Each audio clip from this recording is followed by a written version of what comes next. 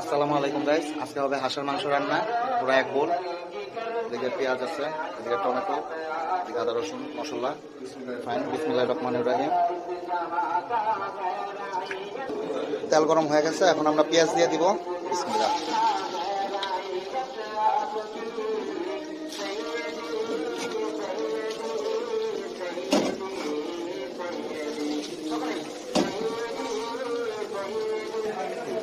এবার আদা রসুন আমরা অ্যাড করে দিব সাথে পরিমাণ মতো।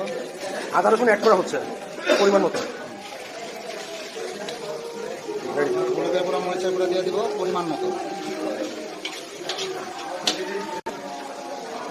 এটা কিসের গুঁড়া ভাইয়া? মরিচের গুঁড়া। মরিচের গুঁড়া। হাঁসের মাংস যেহেতু মরিচের গুঁড়াটা একটু পরিমাণ মতো বেশি দিতে হবে, একটু ঝাল ঝাল হলে বাড়তি মশলা। হ্যাঁ, ঝাল ঝাল হলে টেস্টি হবে খাবারটা।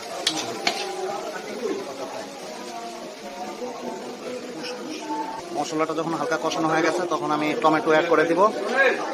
টমেটো আগে থেকে কুচি কুচি করে রাখা ছিল। একটু একটু পানি দিব আর এটাকে ভালো করে কষাবো। এবার গরম মশলা দিয়ে দিব ছিটিয়ে ছিটিয়ে, হালকা একটা নাড়া দিব।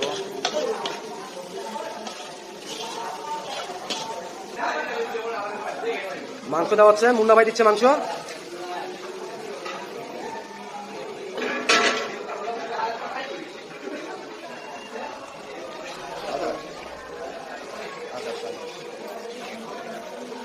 মশলাটা মিশিয়ে দিব।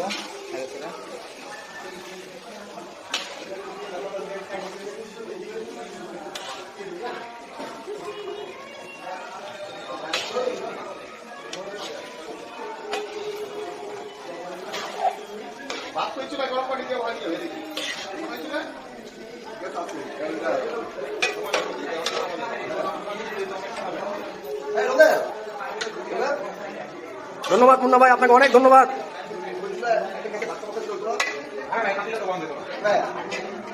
এখানে অন্য চুলায় আমি একটু জিরার গুঁড়ো নিয়েছি, এগুলাকে হালকা একটু ভেজে নিব। হালকা নাড়াচাড়া দিয়ে দিব। নিচের গুলাকে উপরে উঠায় দিব, উপরের গুলাকে নিচে।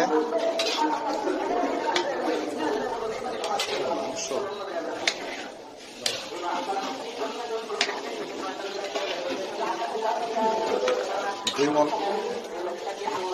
ঝুড়ো মাংস, 2 মন, 1 মন তো হবেই।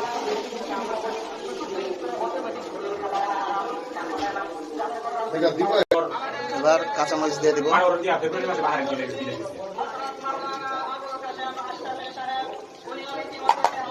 কাঁচামরিচ দিয়ে